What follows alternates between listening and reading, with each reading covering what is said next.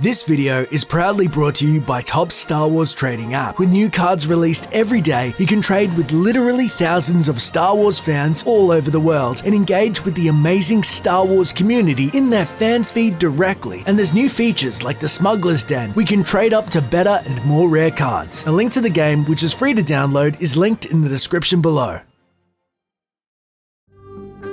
Is this a drill or something?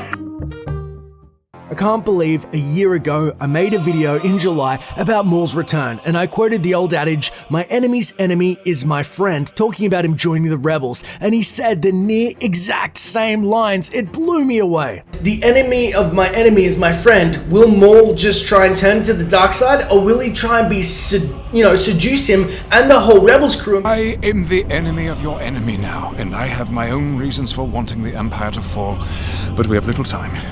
They call Vader will be here soon.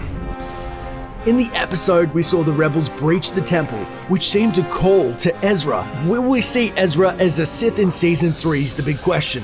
With the ending of him staring at that Sith holocron calling to him and the weakened Kanan, it definitely is pointing to a massive yes. Now the holocron with its forbidden knowledge makes me think they must be in dire straits for Yoda to send them so ill-prepared to try and get the knowledge within.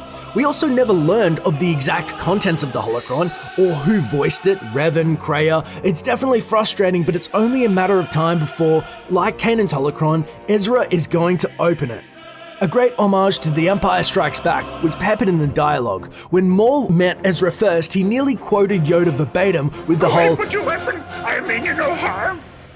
I nearly fell out of my seat. The old Master ruse soon dropped though, and Ezra, aka Jabba, doing a nice throwback himself to Season 1 with Callus when he used the name, quickly adopted a Master Apprentice role that wasn't too forced. It felt kinda good. The new Inquisitor sure was a blip on the radar though. I wasn't too fond of the whole copter lightsaber trick. It felt like they were selling toys, and the Swiss Army razor saber thing that they were doing. But suddenly, with the other two Inquisitors show up, they copped it around as well. I mean, hovering down was one thing, but when they used it for flight, that was pushing it pretty far. I loved how Chopper did foil the Inquisitor though. That was a great moment. He finally did something right, and it was really well executed. Paralleling Yoda, Maul prompts Ezra to lift a heavy door like the X-Wing. That was beautifully thought out, as well as his use of the Sith code subtly placed through his dialogue, talking about chains being broken, and that temple was very mysterious, relying heavily on the rule of two to get them through it. The trials of the temple were absolutely awesome, especially the nod to Indiana Jones with the leap of faith. I honestly expected Maul to drop Ezra when he was holding the holocron. It's like all sides see potential in Ezra and just can't kill him. I was getting frustrated seeing the fighting drag on so high up. I was like, push someone off the temple, nobody's gonna die. Then insane moments, it just turned on a dime. When Maul cut down the seventh sister, I was honestly surprised, shocked even. And when the rest were executed, I was stunned. Then everything escalated further. Maul blinding Kanan permanently.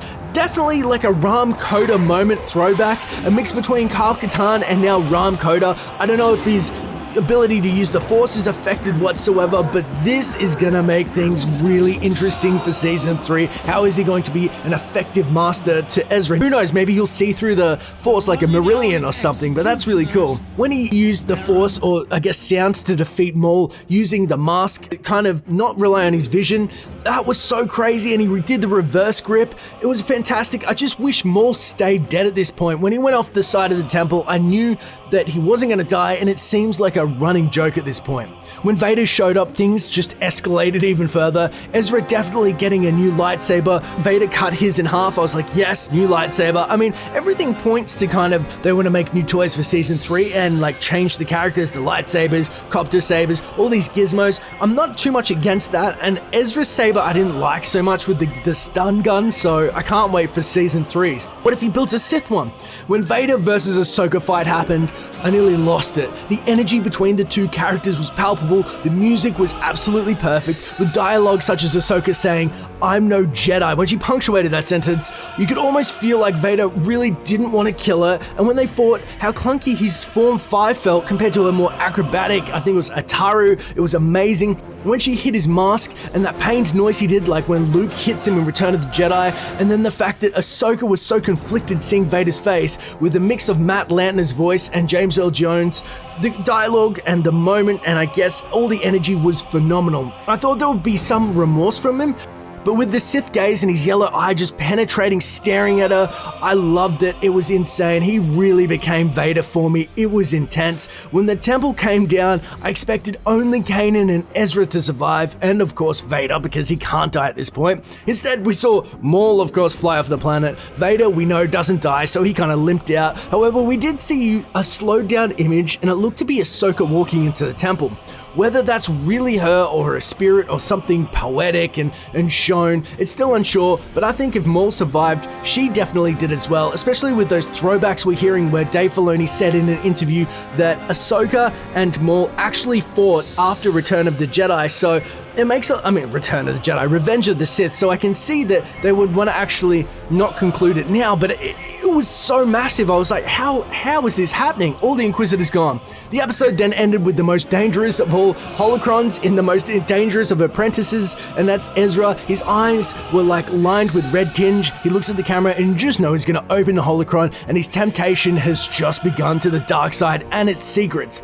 The question beyond who survived I walked away with was, how many more Inquisitors are there? They hinted that there are more and definitely expendable, and I like the fact that they're expendable. I just wish they didn't leave it till the end of the season. And will we see more about the battle on Malachor and the lightsabers that were picked up, or was it just a brief nod? And will they take knowledge back to Yoda for guidance? Are they going to Yoda and giving him the holocron saying Kanan is blinded, Ezra is misguided, how do we keep doing things? Maybe Obi-Wan Kenobi, he knows about the Sith. You know, I feel like Obi-Wan stepping in for season 3 could be a thing, or at least some knowledge. And how will Maul play into things? Will he go into hiding again, or end up facing the rebels, or something else? The wild card is still Obi-Wan on my books. And of course, Yoda popping up as well. But the beauty of this video is it's just the start of the discussion.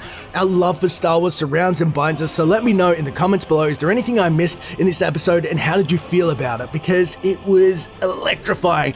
Because if you love Star Wars, I want to talk to you about it. It's as simple as that. To stay up to date with the latest Star Wars videos on origins, games, and theories, don't forget to use those force powers of yours and hit subscribe. And hey, leave a comment below about what you want to see in future videos. It may just get covered. Thanks for watching, and may the force be with you. Always.